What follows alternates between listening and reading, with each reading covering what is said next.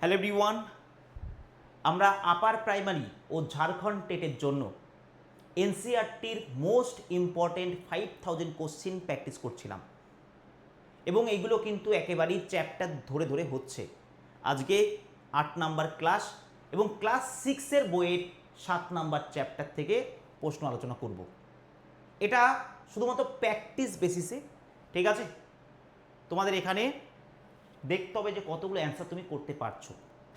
প্রথম কোশ্চিন দেখো, বলছে ভারতীয় উপমহাদেশে লোহার ব্যবহার আনুমানিক কত বছর আগে শুরু হয়েছিল? বলো কারেক্ট অ্যান্সার কি হবে।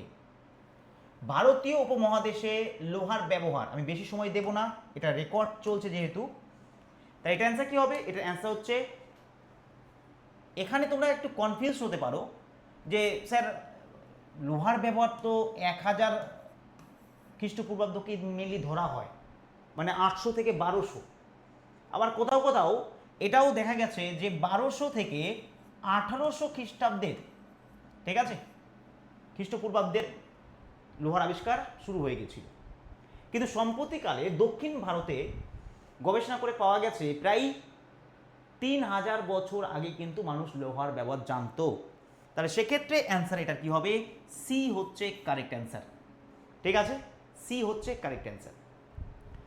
2 নম্বর কোশ্চিন দেখো, দক্ষিণ ভারতে বড় জমির মালিকদের কি বলা হতো? ভেল্লার, উজভার, আদিমাই, গ্রামভোজ।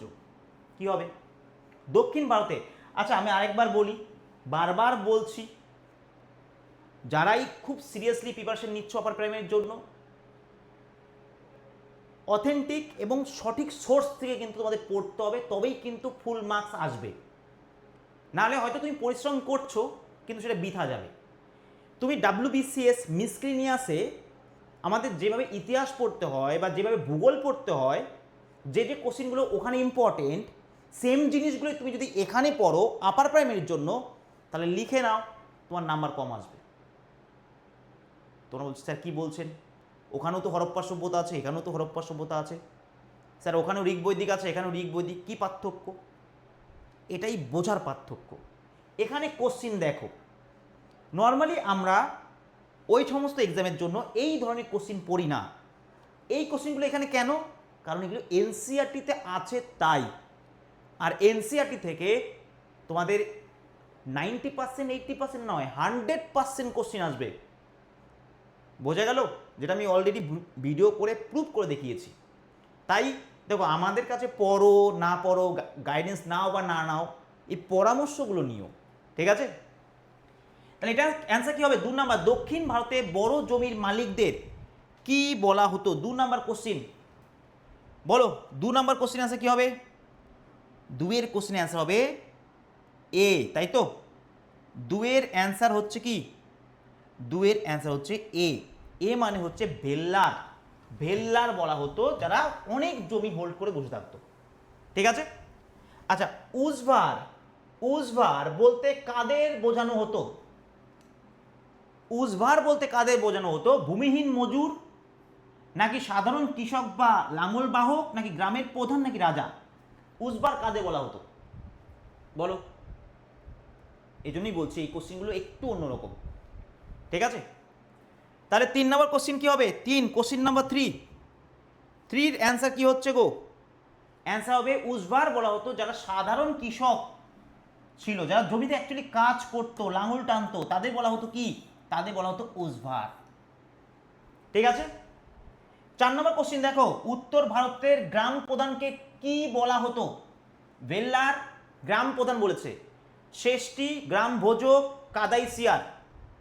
কোশ্চিন নম্বর 4 অ্যান্সার হবে গ্রাম ভোজক বলা হতো গ্রামের প্রধানকে গ্রাম ভোজক, ঠিক আছে?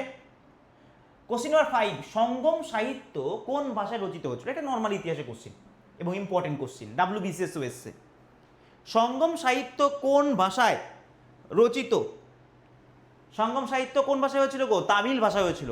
তাহলে অ্যান্সার কি হবে? 5 নম্বর কোশ্চিনের অ্যান্সার হচ্ছে এ, রাইট?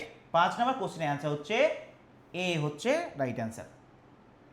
আচ্ছা, জাতক গল্পগুলো সাধারণত কারা লিখেছিল বা কারা প্রচার করেছিলেন? জাতক গল্পগুলো, জাতক গল্পগুলো কোশ্চিন নাম্বার 6, ছয়ের অ্যান্সার হবে সাধারণ মানুষ। তার জাতকের গল্প সাধারণ মানুষ, পরবর্তীতে বৌদ্ধ সন্ন্যাসীরা সেগুলোকে সংরক্ষণ করে রেখেছিল। ঠিক আছে, তার জাতক গল্পগুলো সাধারণত কারা লিখেছিলেন? সাধারণ মানুষ তুমি বলতে পারবে এখানে। সাঁচির স্তূপ ভারতের কোন রাজ্যে পাওয়া গেছে? এটা ইম্পর্টেন্ট এবং সিম্পল কোশ্চিন। ঠিক আছে, এটা নর্মাল লাইনের কোশ্চিন, নর্মাল আর কি, বোঝা গেল? তো সেক্ষেত্রে সাঁচির স্তূপ, ভারতে সাঁচির স্তূপ কোথায়? কোশ্চিন নাম্বার 7, অ্যান্সার হবে সাঁচির স্তূপ মধ্যপ্রদেশ, তাই না? অ্যান্সার হবে মধ্যপ্রদেশ। আচ্ছা, তোমরা আমাকে কমেন্ট সেকশন জানাবে ভারতের কোথায় কেপ পেন্টিংয়ের নির্দেশন পাওয়া গেছে? কেপ পেন্টিং মানে গুহা চিত্রের, এটা একটু জানাবে কমেন্ট সেকশনে। খুবই সিম্পল একটা কোশ্চিন জিজ্ঞাসা করলাম। 8 নম্বর দেখো, পঞ্চচিহ্নিত মুদ্রা, ঠিক আছে, পাঞ্চ মার্ক কয়েন সাধারণত কোন ধাতু তৈরি হতো? লোহা, তামা, রূপা। এখানে যে তোমরা ধাতু দেখতে পাচ্ছ, প্রত্যেকটা ধাতুই কিন্তু তোমার মুদ্রা তৈরিতে ব্যবহৃত হতো, বিশেষ করে তামা, রূপা, সোনা এগুলো। তো এখানে পঞ্চচিহ্নিত মুদ্রা, 8 নম্বর কোশ্চেন অ্যান্সার কি হবে? 8-এর অ্যান্সার হবে রূপা, সিলভার, এটা হচ্ছে কারেক্ট অ্যান্সার। ঠিক আছে, লোহার তুলনায় বাকিগুলোতে বেশি মুদ্রা হতো, কারণ মুদ্রার মধ্যে নির্দিষ্ট একটা চিহ্ন বা সিম্বল থাকতো, যেটা কিন্তু লোহার তুলনায় অন্যান্য মুদ্রায় করা খুব সহজ ছিল। 9 নম্বর কোশ্চেন দেখো, প্রায় 2500 বছর আগে মথুরা কিসের জন্য গুরুত্বপূর্ণ ছিল? 2500 বছর আগে ধর্মীয় কেন্দ্র হিসাবে, নৌ বাণিজ্যের জন্য, শুধুমাত্র খনি শিল্পে? এ তো হবেই না। প্রধানত রাজধানী হিসাবে কি হবে? অ্যান্সার ধর্মীয় কেন্দ্র হিসাবে মথুরা কিন্তু তোমার গুরুত্বপূর্ণ ছিল। 10 নম্বর কোশ্চেন দেখো, কারিগর ও বণিকদের তৈরি সংগঠনকে কি বলা হতো? সভা, সমিতি, শ্রেণী নাকি উর?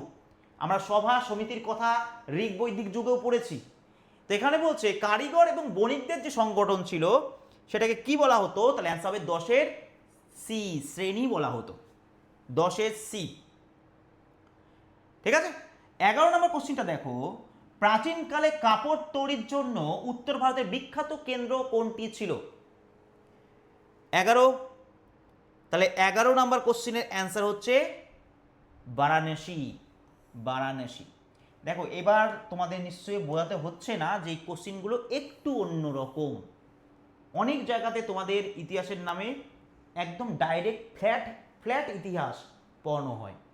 ফ্ল্যাট ইতিহাস মানে যেগুলো ধরো স্যার ডাব্লিউবিসিএস এর জন্য তৈরি করেছে বা মিসলিনিয়াসের জন্য তৈরি করেছে, সেগুলো পড়ানো হয়।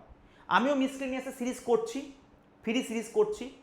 তুমি যদি আমার ওই ক্লাসটা অ্যাটেন্ড করো তাহলে বুঝতে পারবে, যখন আমি ইতিহাস করাবো, যে একটু অন্য রকমের প্রশ্নগুলো আলোচনা হচ্ছে। ঠিক আছে, তোমাদের যদি মনে হয়, দেখো এগুলো একটু নোট করে নিতে হবে।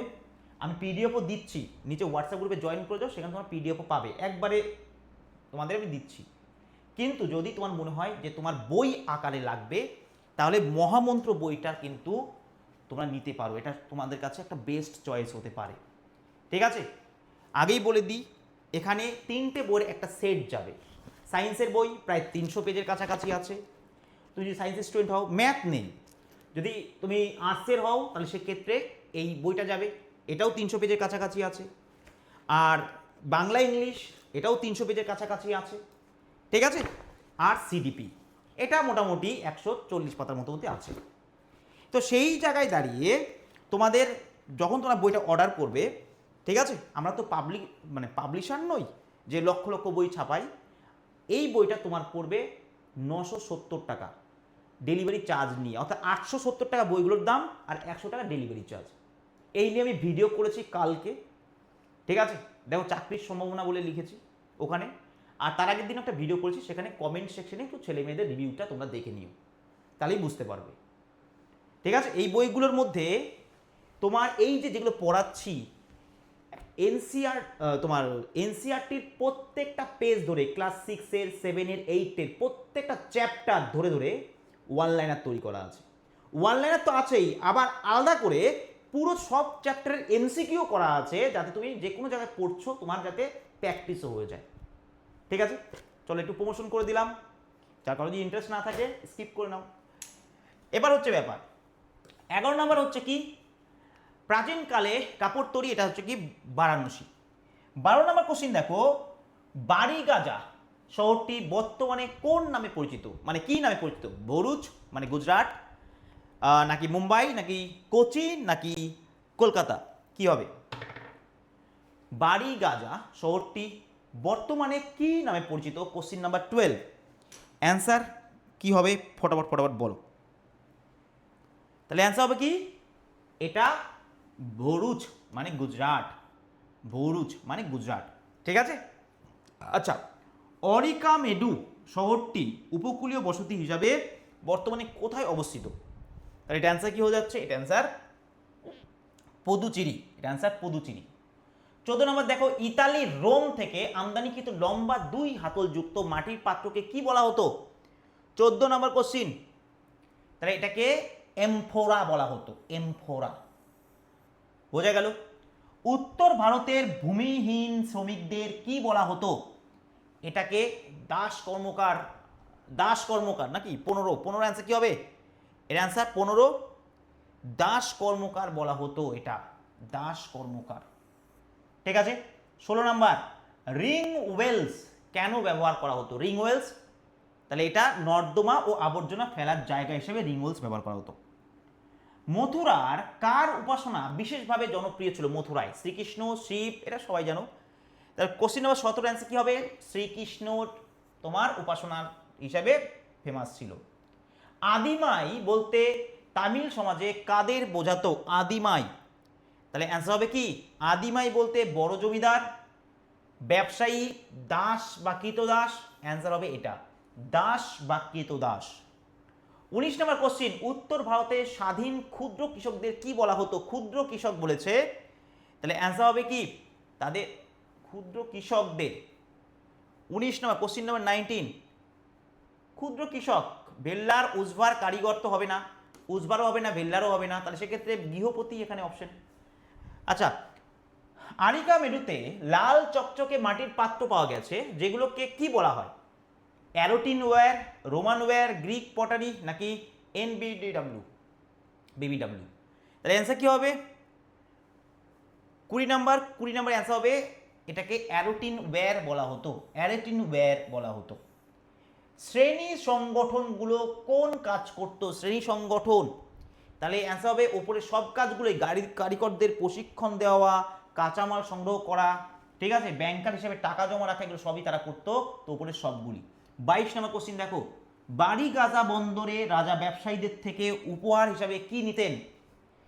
রাজা ব্যবসায়ীদের কাছ থেকে কি নিতেন গো? 22 নম্বর কোশ্চিন নাম্বার 22, তাহলে অ্যান্সার হবে রূপা এবং সোনার গয়না নিতেন, ঠিক আছে, অ্যাজ এ ট্যাক্স হিসাবে। দক্ষিণ ভারতে তামিল সাহিত্যের প্রাচীনতম সংকলনকে কি বলা হয়? দক্ষিণ ভারতে প্রাচীন তোমার তামিল সাহিত্যের, তাহলে 23-এর অ্যান্সার কি হবে? সঙ্গম সাহিত্য বলা হয়, একটু আগে দেখলাম সঙ্গম সাহিত্য তামিল ভাষায় রচিত ছিল। প্রাচীনকালে কৃষকদের বৃদ্ধির জন্য, কৃষিকাজ বৃদ্ধির জন্য কোন পদ্ধতি ব্যবহার শুরু হয়েছিল প্রাচীনকালে? তাহলে অ্যান্সার কি হবে? সেচ ব্যবস্থা, খাল, কুয়া, হ্রদ, অর্থাৎ ইরিগেশন সিস্টেম এখানে, ঠিক আছে। আচ্ছা, 25, গ্রাম ভোজকরা বড় জমিদার হওয়ার পাশাপাশি আর কি কাজ করতেন? গ্রাম ভোজক মানে জমির যে হেড, গ্রামের যে প্রধান তাকে বলা হতো, তাহলে সেক্ষেত্রে গ্রাম প্রধান হিসাবে কাজ করতো এবং প্রচুর জমি কিন্তু, মানে জমিদার যেটা আর কি সেইটা।